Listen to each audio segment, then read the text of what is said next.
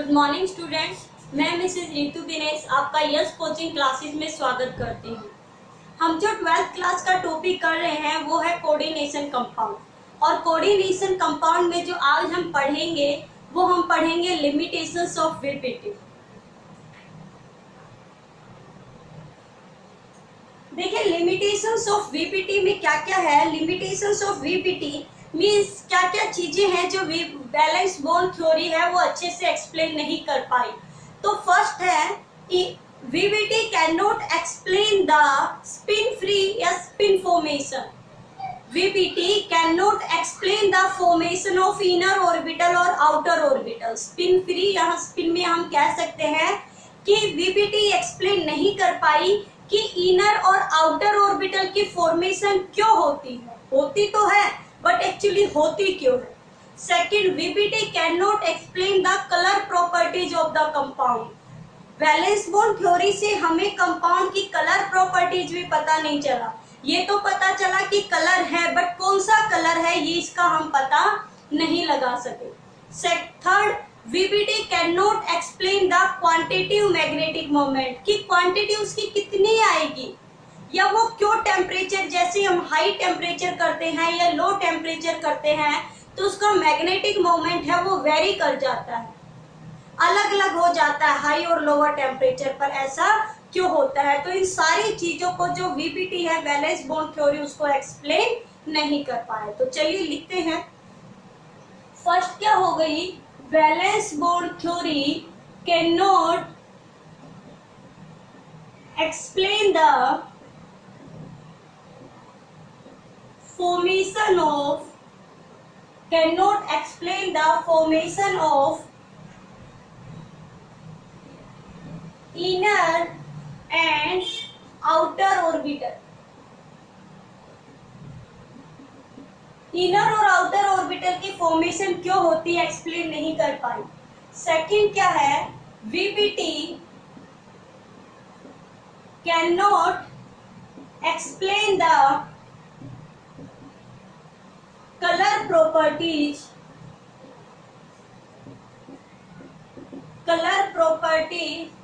of the compound। Third है, VPT can not explain the quantitative VPT cannot explain the quantitative magnetic moment।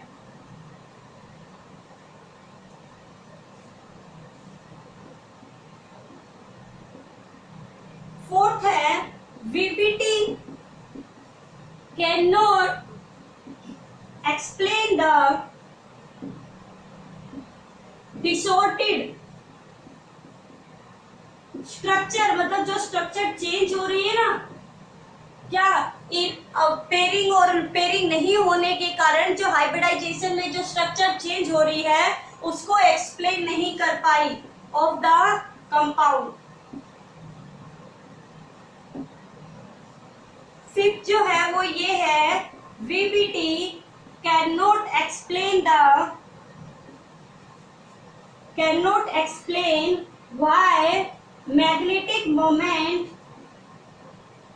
Why magnetic properties क्या नहीं कर पाए, why magnetic properties vary with high temperature, कि जैसे जैसे हम टेम्परेचर हाई या लो करते हैं तो मैग्नेटिक जो प्रॉपर्टीज है वो भी वेरी क्यों करती है, अलग अलग क्यों आ जाती है। तो इन सारी चीजों को वैलेंस बॉन्ड थ्योरी के थ्रू पॉलिंग जो है वो एक्सप्लेन नहीं कर पाया, इसलिए वैलेंस बॉन्ड थ्योरी की ये सारी क्या है, लिमिटेशंस है। इंपॉर्टेंट है, कई बार 1 और 2 मार्क्स में क्वेश्चन पूछ लिया जाता है, what are the limitation of valence bond theory. देखिए मैंने आपको पहले ही बता दिया है, वैलेंस बॉन्ड थ्योरी एक बहुत इंपॉर्टेंट टॉपिक है जो आपके हर एग्जाम में पूछा जाता है। तो ये आपने अच्छे से इसकी जो लिमिटेशंस है वो आपने नोट डाउन कर ली होगी। अब हमारे स्टार्ट करते हैं नेक्स्ट टॉपिक जो है क्रिस्टल फील्ड थ्योरी, जिसे हम कहते हैं CFT।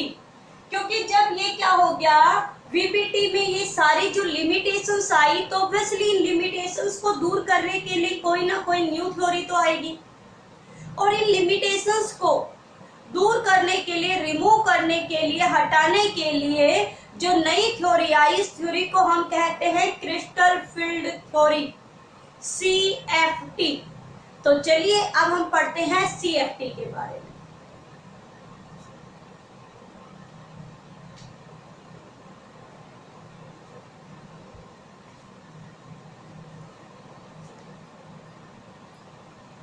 अब हम किसके बारे में पढ़ेंगे, CFT के बारे में पढ़ेंगे, जिसका फुल नेम है वो है क्या है भाई, क्रिस्टल फील्ड थ्योरी। क्या है, क्रिस्टल फील्ड थ्योरी।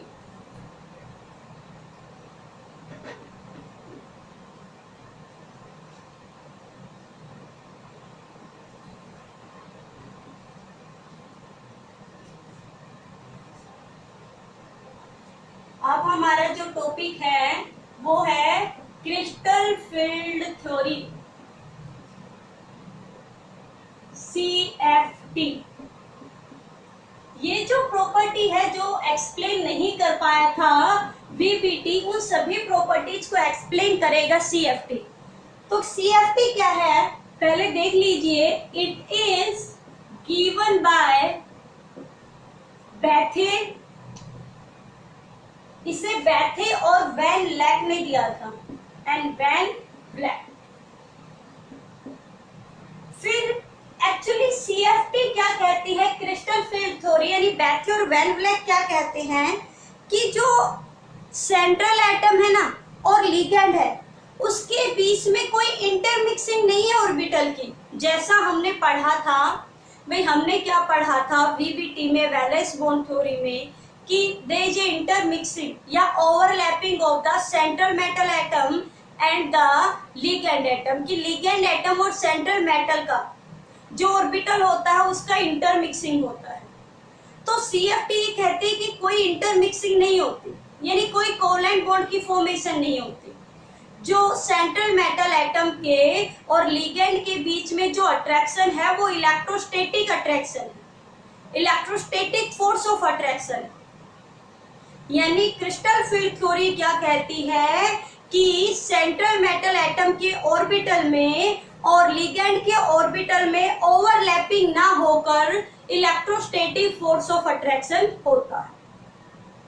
फिर crystal field splitting, crystal field theory क्या कहती है, सिर्फ ये किसके साथ वेरी होती है, यानी ये सिर्फ हम लेते हैं d ऑर्बिटल्स के लिए, सिर्फ और सिर्फ किसके लिए लेते हैं, d ऑर्बिटल्स पार्टिसिपेट करते हैं इसमें। हम कोई इसमें sp या कोई और ऑर्बिटल नहीं लेंगे, इसमें केवल और केवल हम क्या दिखाएंगे, d ऑर्बिटल दिखाएंगे। तो चलिए पहले इस थ्योरी के बारे में लिखते हैं, फिर इसको अच्छे से एक्सप्लेन करते हैं। तो CFT में हम क्या लिखेंगे, there is a electrostatic force of attraction, force of attraction, there is a electrostatic force of attraction present between the central metal atom and ligand, कि लिगैंड के बीच में कौन सा बॉन्ड होता है भाई, कौन सा बॉन्ड होगा, इलेक्ट्रोस्टैटिक फोर्स, यानी आयनिक बॉन्ड होगा। फिर क्या होगा, थर्ड क्या है, there is no intermixing of orbitals, कि यहाँ पर कोई इंटरमिक्सिंग नहीं होती, there is no intermixing of orbitals of central atom and ligand. Means इसका मतलब क्या है, no covalent bond is form, कि इनके बीच में क्या नहीं होता, कोवलेंट बॉन्ड नहीं होता। Fourth, CFT deals only with the d cell, या हम कहें कि d सब सेल कह दो या d orbitals of the central metal atom। यानी अब हम जो क्रिस्टल फील्ड थ्योरी में जो हम ऑर्बिटल बनाएंगे वो ऑर्बिटल केवल और केवल हम कौन से ऑर्बिटल बनाएंगे, डी ऑर्बिटल बनाएंगे, वो भी किसके, सेंट्रल मेटल एटम के। क्या कहती है ये थ्योरी, किसने दी, सीएफटी, बैथे और वैन ब्लैक ने दी।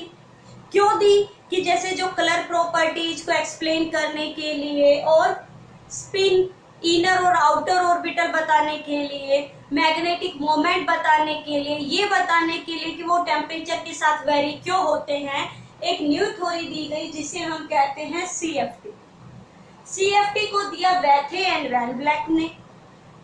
बैथे और वैन ब्लैक ने कहा कि सेंट्रल एटम और लिगेंड के बीच में इलेक्ट्रोस्टैटिक फोर्स ऑफ अट्रैक्शन होता है, इनके बीच में कोई ओवरलैपिंग या इंटरमिक्सिंग नहीं होती है।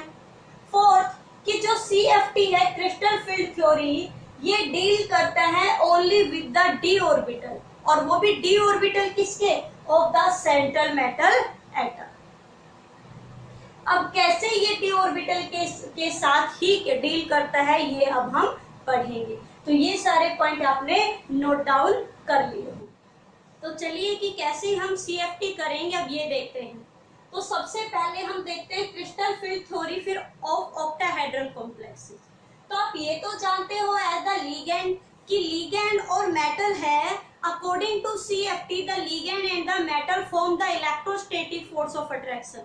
Means there is a force of attraction between the central metal and the ligand. Then when the ligand approach towards the central metal atom, then there is a repulsion of the d orbital, कि जैसे ही central metal atom के side ligand के orbital जाएंगे, यानी आपस में जो वो अट्रैक्शन होता है तो अट्रैक्ट होंगे, तो वहां पर एक रिपल्सन क्रिएट हो जाएगा between the ligand and the central metal. तो जब ये रिपल्सन क्रिएट होगा तो जो their by their raising their energy, तो उनकी एनर्जी थोड़ी सी ज्यादा हो जाएगी, किससे, to that of free ion, कि जब वो फ्री आयन की फॉर्मेशन में थे।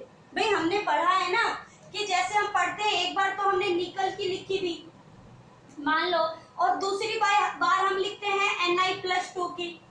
तो Na+2 की जो है, जो ऑक्सीडेशन स्टेट है, उसके बाद जो हम इलेक्ट्रॉनिक कॉन्फ़िगरेशन लिखते हैं, कब क्यों लिखते हैं, क्योंकि जो ये सेंट्रल एटम है आयन वाला, ये अब किसकी साइड अप्रोच हो रहा है, किसकी साइड अट्रैक्ट हो रहा है, लिगेंड की साइड अट्रैक्ट होता है। तो जब ये लिगेंड की साइड अट्रैक्ट होता है तो इसकी एनर्जी रिपल्सन के कारण थोड़ी सी ज्यादा हो जाती है।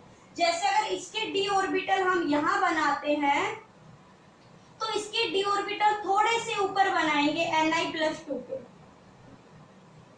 क्यों, due to the repulsion between the central metal atom and the ligand, they raising their energy, वो अपनी एनर्जी को क्या कर लेते हैं, थोड़ा सा बढ़ा देते हैं, to that of free ion, मतलब फ्री आयन जैसे पहले था, जब वो उसकी बजाय उसकी एनर्जी थोड़ी सी क्या हो जाएगी, बढ़ जाएगी। अगर इन शॉर्ट हम कहें कि जब लिगेंड और सेंट्रल एटम अट्रैक्ट होता है तो एक कंपाउंड बनाता है, और उस कंपाउंड की फॉर्मेशन में जो सेंट्रल एटम है उसकी जो एनर्जी है वो थोड़ी सी ज्यादा होती है, बजाय जब वो उस फ्री स्टेट में होता है, अपनी नॉर्मल फ्री स्टेट में होता है। जैसे मैं कहूँ अगर निकल और Na+2, तो Na+2 है higher energy level than the nickel. Copper या Cu+2, तो Cu+2 क्योंकि ये कंपाउंड बना रहा है प्लस और माइनस फॉर्म में, तो उस टाइम इसकी एनर्जी थोड़ी सी क्या होगी, ज्यादा हो जाती है। फिर इस थ्योरी में मैंने आपको कहा है कि हम डी ऑर्बिटल के बारे में ही पढ़ेंगे। तो डी ऑर्बिटल अगर आपने शेप देखी होगी तो कुछ इस तरीके से होती है। डी ऑर्बिटल है 5 लोब्स। डी ऑर्बिटल के कितने लोब होते हैं, 5 लोब्स होते हैं, जो क्या होते हैं, यानी 5 ओरिएंटेशन होती है। एक होता है dx² - y², एक होता है dz², एक होता है dxy, है ना। एक क्या होता है dxz और एक क्या होगा dyz। एक क्या होता है dyz। तो अगर आप ध्यान से देखोगे, अगर आपने सेप पढ़ी और आपने ध्यान से देखा होगा तो आप ये देखोगे जो dxy dxz और dyz है ना, their lobes are present between their क्या है, these orbitals are present between the axis. ये कहाँ होते हैं, ये एक्सिस पर होते हैं। देखो सॉरी, बिटवीन द लोब्स, ये जो मेन एक्सिस है dxy और माइनस वाई स्क्वायर का जो ये लोब है, ये क्या है, ये एक्सिस पर ना, ये कहाँ पर है dx स्क्वायर और माइनस वाई का। देखिए ये एक्सिस है कौन सी, y, और ये कौन सी एक्सिस है, z। तो इनके जो लोब है वो क्या है, एक्सिस पर ही है, इन द एक्सिस क्या है, the dx square minus Y square and dz squares lobes are present in the axis. कहां पर होते हैं, ये एक्सिस पर होते हैं। बट dxy के dyz को dxz के, देखो ये जो लोब है these are present between the axis, ये एक्सिस के बीच में होते हैं और ये एक्सिस पर ही होते हैं। तो ये एक्सिस के बीच में होने की वजह से लोब और ये एक्सिस पर होने की वजह से इनमें भी रिपल्सन हो जाता है और इनकी एनर्जी में थोड़ा सा डिफरेंस आ जाता है।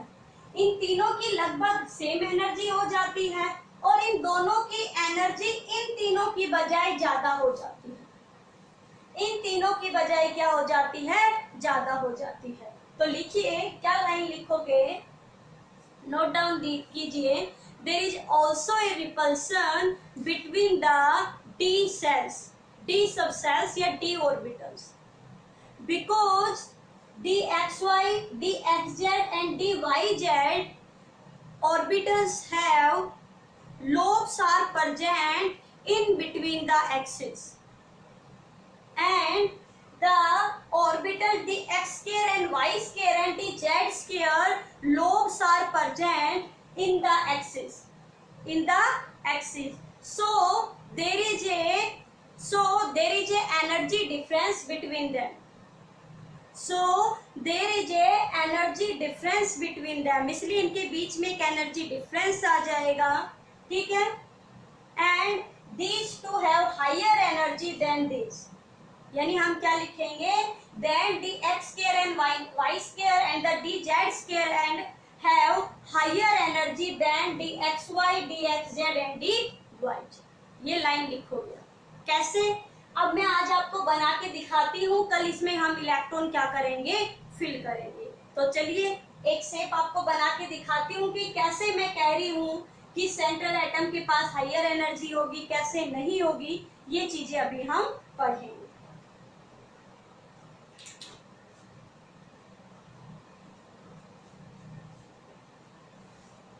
तो चलिए देखिए बनाते हैं कैसे। आपको जो एग्जाम में CFT के जो ऑर्बिटल्स बनाने हैं वो आप कैसे बनाओगे, ये अभी हम पढ़ेंगे।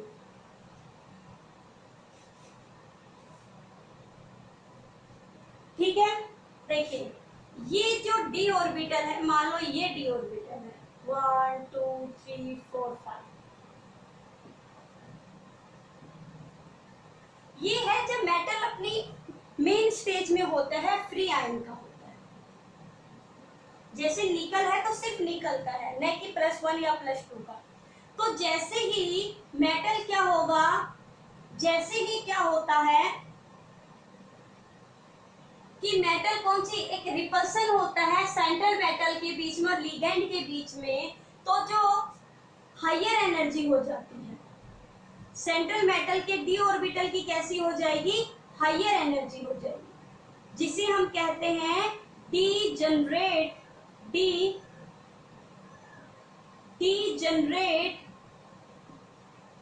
D orbital. डी जनरेट क्यों कहा, because these have higher energy. अब इसकी जो एनर्जी है वो कैसी है, हायर है। बट लोब के बीच में और लोब पर होने की वजह से इन पांचों ऑर्बिटल में भी क्या होता है, रिपल्सन होता है। इन पांचों ऑर्बिटल में भी क्या हो जाएगा, रिपल्सन हो जाएगा। और और उस रिपल्सन की वजह से क्या है कि जो मेन जो 3 है, इस रिपल्सन की वजह से जो डी नीचे वाले जो डी थे ना, डी एक्स वाई, कौन कौन से थे भाई? D X Y, D X Z और डी वाई जेड, और इनकी जो एनर्जी है वो लोअर हो जाती है, और ऊपर वाले कौन से 2 ऑर्बिटल थे? D X square minus Y square और डी जेड स्क्वायर, इनकी एनर्जी इनकी बजाय क्या हो जाती है? हाई हो जाती है। क्या होती है? हाई होती है। समझ में आ गया ना? इन डी ऑर्बिटल में भी क्या होता है? स्प्लिटिंग हो जाती है। क्यों हो जाती है? Due to the energy difference, due to their energy difference, इस एनर्जी डिफरेंस के कारण। इनके पास कैसी एनर्जी है? लोअर एनर्जी, और इनके पास कैसी है? Higher energy. Crystal field splitting में इन तीनों को मिला के एक नाम दिया गया है T2G। क्या नाम दिया गया है? T2G। और इन दोनों को कहा गया है EG। क्या कहा गया है? EG। लिखने के लिए T2G मीन्स लोअर स्टेज और EG मतलब अपर स्टेज। और इनकी जो ये एनर्जी है ना टोटल, इस एनर्जी डिफरेंस को नाम दिया है क्रिस्टल फील्ड स्प्लिटिंग एनर्जी। और ये होती है किसके बराबर होती है? ये जो टोटल होती है वो किसके बराबर होती है? ये सारी चीजें अब हम लिखेंगे।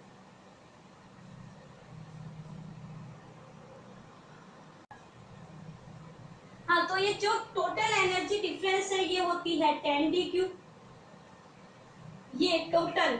और ये इन दोनों के बीच की मेन एनर्जी लेवल है, यानी बीच का। इस एनर्जी से ये जो लेवल है इसकी जो वैल्यू है वो होती है 0.4d, सॉरी, इसकी जो वैल्यू होती है वो होती है 4dq, और इसकी जो वैल्यू है इस मेन पॉइंट से, बीच वाले पॉइंट से, ये होती है 6dq। टोटल कितनी होती है? 10। ये 10dq यहाँ से मेन जो एनर्जी लेवल उससे कितनी कम हो गई है एनर्जी? 4dq। और ऊपर वाली कितनी जाता है? 6dq। यानी इन दोनों में डिफरेंस कितना आ गया? 10dq का डिफरेंस। dq मतलब एनर्जी का सिंबल है, कितनी एनर्जी है। या इसे हम लिख सकते हैं 1 डेल नॉट। डेल नॉट का मतलब है यहाँ पर क्रिस्टल फील्ड स्प्लिटिंग एनर्जी, कि जो ये स्प्लिट हुए तो एनर्जी कितनी है। ये चाहे इसको dq से लिख दो या किससे लिखो? डेल नॉट से लिखो। अगर यहाँ 1 डेल नॉट लिखोगे तो ये भाई आ जाएगी कितनी? हाँ, ये ऊपर है इसलिए इसको प्लस में लिखेंगे, ये कम हो रही है इसलिए इसे माइनस में लिखेंगे। ये ज्यादा है, ऊपर है, हाइयर इसलिए इसे प्लस में लिखेंगे, लोअर है इसलिए किस में लिखेंगे? माइनस में। अगर dq ना लिख के डेल करेंगे तो इसकी वैल्यू हो जाएगी 0.6 डेल नॉट प्लस में, और इसकी कितनी हो जाएगी? Minus 0.4 del nought. तो इस तरीके से हम ये डायग्राम बनाएंगे। कल हम इसको फिल करना सीखेंगे। तो आज आप इसको बनाना सीखिए, अच्छे से डायग्राम को समझिए क्या होता है। फिर मिलेंगे नेक्स्ट क्लास में। Thank you.